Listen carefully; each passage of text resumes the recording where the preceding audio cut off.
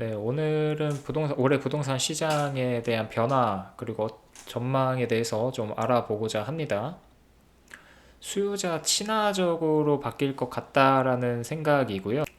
정부에서 올해 시행하는 정책들, 그리고 예정되어 있는 것들을 보면은 매수자들에게 기회를 많이 주고 있다라는 것을 알 수 있을 거예요. 한 번씩 볼게요. 첫 번째는 이제 대출 중도상환 수수료 인하입니다. 기존에 대출을 받고 있는 사람들에 대해서 무려 중도 상환을 했을 때 50%, 그러니까 지금 받고 있는 이자에서 절반을 까준다는 거거든요. 주택담보대출 같은 경우에 1.2에서 1.4%가 대출 중도 상환 수수료 정도가 됐고, 평균적으로 신용대출은 0.6에서 0.8% 정도가 됐는데, 주택담보대출은 0.6에서 0.7로, 신용대출은 0.4% 수준으로 인하를 해준다는 겁니다. 그러니까 지금 뭐 한동안 대출 금리가 많이 오르고 그러니까 수요자에 대한 부담, 매수자들에 대한 부담을 줄이기 위해서 또 경기 침체도 올 것 같으니 이런 금융시장 완화 차원에서 금리 인하를 통해서 부담을 좀 덜어주려는 스탠스를 보이는 것 같고, 또 더 큰 이유는 근 2년간 물론 작년 초랑 올해 초 해가지고 부동산 시장이 약간씩 다시 반등하긴 했지만 일시적일 뿐이고 다시 이제 뭐 약보합에서 하락하고 이러잖아요. 그리고 지방 같은 경우에는 미분양이 상당히 많고 악성 미분양도 상당히 많고 PF 대출 다 막혀가지고 신규 공급도 줄어들고 있고, 매수자는 금리 부담으로 인해서 신규 매수를 하지도 못하는 상황이고, 다주택자 같은 경우에는 취득세가 높아서 새롭게 시장에 진입하지 못하는 상황이라서 부동산 시장 부양을 위해서 또 목적이 있다고 생각합니다. 다음으로는 신생아 특례대출 소득 조건을 완화한다라는 건데요. 이 소득 조건이라는 게 참, 혜택을 못 받는 사람들이 상당히 많아요. 저게 너무 낮게 잡혀 있어서 그렇거든요. 그러니까 거의 뭐 핀셋으로 부분적으로만 받는 사람들이 많기 때문에, 그러니까 수혜를 보는 사람들이, 그래서 이제 못 받는 사람들 입장에서 좀 화가 난단 말이죠. 그리고 아슬아슬하게 못 받거나 그 내 소득이 그렇게 높은 수준도 아닌데 불구하고 못 받으니까, 기존에는 부부 합산 연소득이 1.3억 원이었습니다. 그러니까 대기업 다니는 부부들은 쉽게 받지 못한다는 거예요. 뭐 사회 초년생 때는 받을 수 있겠지만 웬만하면 뭐 거의 1억, 1억 이렇게 되니까 받기가 힘든 거고, 어쨌든 기존에 1.3억 원이 소득 조건이었는데 2027년까지 해가지고 3년간 대폭 2.5억까지 늘려준다고 합니다. 그러니까 이거는 상당히 현실적인 수치죠. 부부가 대기업에서 좀 잘 나간다고 하면은 그래도 2억, 합산 2억? 그 정도까지도 나오고 그 이상도 나오긴 하지만 2.5억이라고 하면 그러니까 대부분 이렇게 수혜를 좀 많이 볼 수 있게끔 많이 손을 본 것 같아요. 그리고 사실 신생아 특례 대출이잖아요. 신생아를 낳았다. 요즘 같은 시기에 이제 출산율이 그렇게 떨어지는데 신생아를 낳은 부부들에 대해서는 더 이제 우대를 해주고 신경 써줘야 된다고 생각을 하거든요. 그래서 이런 소득 조건 완화는 상당히 좋다라고 생각을 하고, 역시 애국자답게 0.2에서 0.4%포인트 출산시 우대 금리를 준다고 합니다. 이거는 사실 뭐 불만을 가질 사람들은 없겠죠. 왜냐면 애국자잖아요. 이렇게 요즘에 아이들을 그렇게 안 낳는데, 뭐 서울 같은 경우에도 한복판에 있는데도 불구하고 저 뭐 초등학교가 없어지고 주차장이 바뀌고 뭐 이런 경우도 많으니까 이런 분들한테는 이렇게 특혜 우대를 줘야 된다고 생각합니다. 아무튼 이런 소득 조건에서의 완화도 있고요. 재건축 사업성 개선에 대한 내용이 좀 많습니다. 첫 번째는 용적률 상향을 해주겠다는 건데, 이 법적 상한 이상으로 올려주겠다는 거거든요. 그러니까 도심복합 사업을 이제 올해 2월부터 본격적으로 시행이 돼요. 그게 뭐냐면 도심지에 위치해 있음에도 불구하고 사업성이 낮아. 그러니까 용적률이 낮다거나 아니 용적률이 높다거나 대지 지분이 낮아서 사업성이 안 나오는 곳들에 대해서 재개발 재건축이 어려우니 용적률을 높여주겠다라는 거거든요. 그러니까 특례로 원래는 안 되는데 재건축을 할 수 있게끔, 재개발을 할 수 있게끔 사업성 보전을 해주겠다라는 거예요. 그래서 준주거 지역 같은 경우에는 법적 상한 이상으로, 그러니까 1.4배까지 더 올려주겠다라는 거고요. 특히 두 가지로 나눠서 성장 거점형과 주거 중심형으로 나눠서 이 성장 거점형 같은 경우에는 그 500m 이내, 그러니까 생활권의 중심 또는 이제 대중교통 결정지로부터 대중교통 타기가 좀 힘들다는 그런 위치겠죠.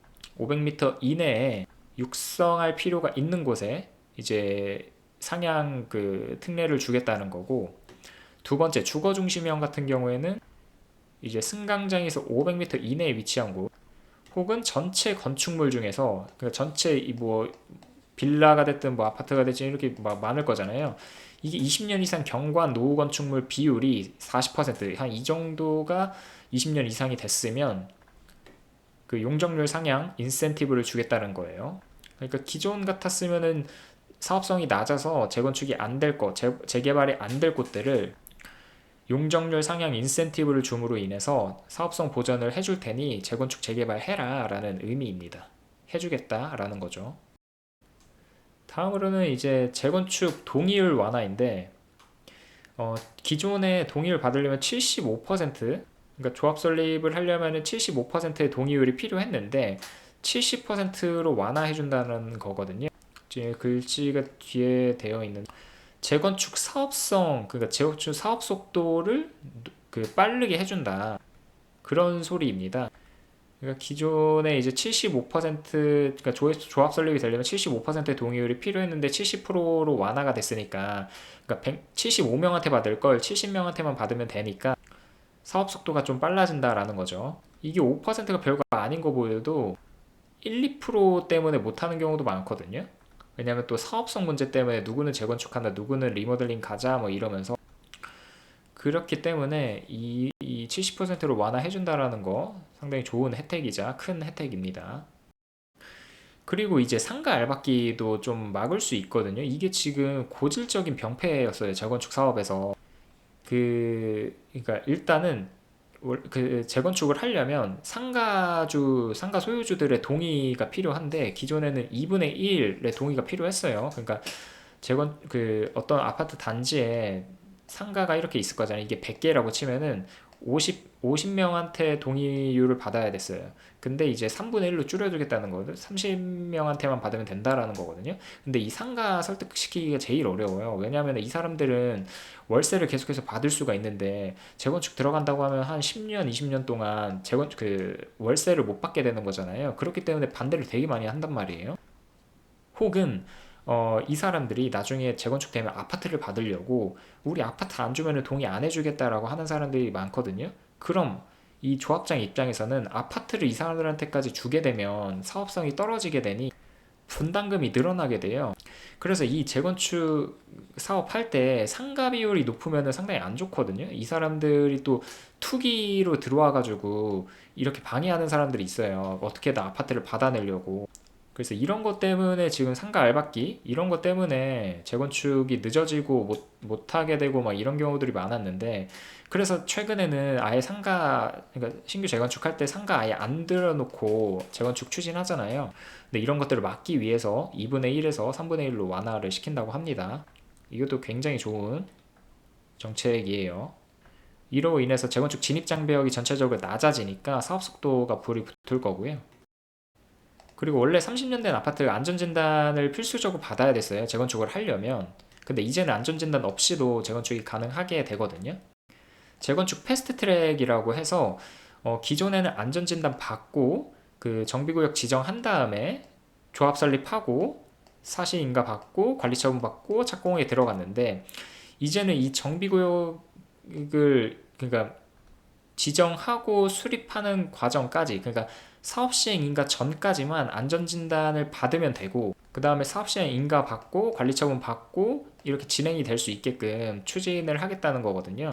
원래는 이 안전진단을 통과하지 못하면 그 다음 스텝으로 넘어가지 못했는데, 이제는 이 앞에 단계를 동시에 할 수 있게 됨으로써 사업 기간이 2, 3년 단축되게 됐거든요.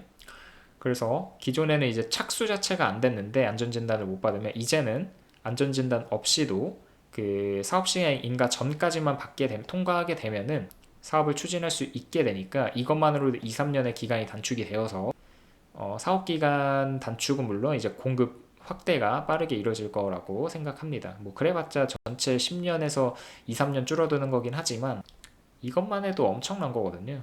네, 좀뭐 겨우 그거냐라고 하는 사람들도 있지만 저는 이것만으로도 대단하다고 생각해요.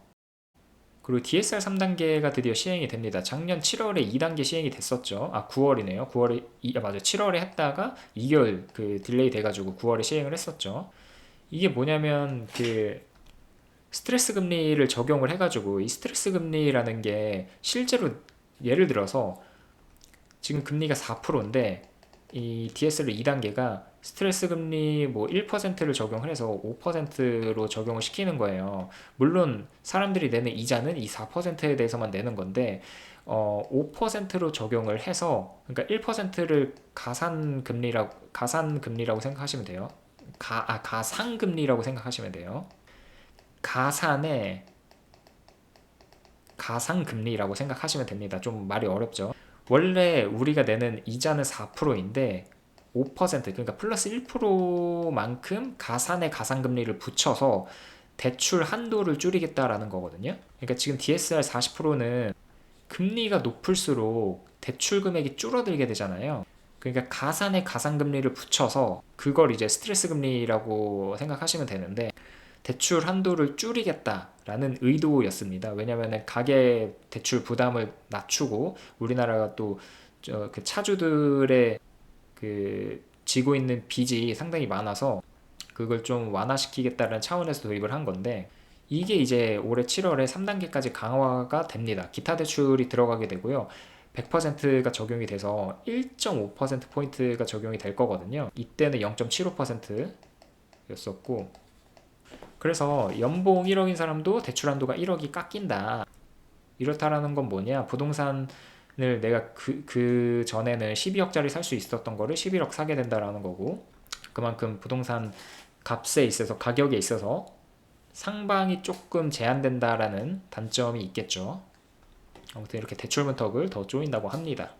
근데 이것도 7월 시행인데 조금 더 연기가 될 수 있어요. 왜냐 부동산 시장이 지금 아직까지도 안 좋으니까 DSR 3단계 시행되면 더 시장이 거래량 지금 굉장히 뭐 10분의 1 수준으로 나오고 있는데 더 안 나올 수도 있으니까 미분양도 많은 상태에서 거래도 안 되면 좀 심각해지니 이것도 한 2개월 더 늦출 수도 있지 않을까라는 생각도 듭니다. 그리고 얘기 못했는데 그 DSR 3단계 같은 경우에는 수도권 내만 적용한다라는 내용이 또 엊그저께인가 나왔어요. 지방은 악성 미분양이 너무 심하니까. 네, 지금까지 그래서 그런 상황이고요. 결론은 이제 지금 대부분의 이제 정부의 시장 부양 시그널을 보내고 있죠. 이게 지금 역사적으로 봤을 때 어떤 신호인지는 다들 아시죠? 시장 부양 시그널이 오면 매수자한테는 기회다. 역사적으로 항상 그래왔다. 우리 주식할 때 하락장 오면 후회하는 사람들 뭐라고 얘기해요? 줄 때 먹을 걸 이러잖아요. 정부에서 이런 좋은 정책들을 밀어주고 할 때 먹어야 됩니다. 2023년에 특례보금자리론 나왔을 때 그때 시장 부양 쫙 일어났었잖아요. DSR 안 보고 5억까지 받을 수 있었죠. 그 이후에 후회한 사람들 상당히 많아요. 그러니까 시장 부양 시그널은 그러니까 정부에서 우리한테 줄 때 먹는 게 임자입니다. 아무튼 오늘 방송 여기까지 하고요. 다음에 또 찾아뵙도록 하겠습니다. 감사합니다.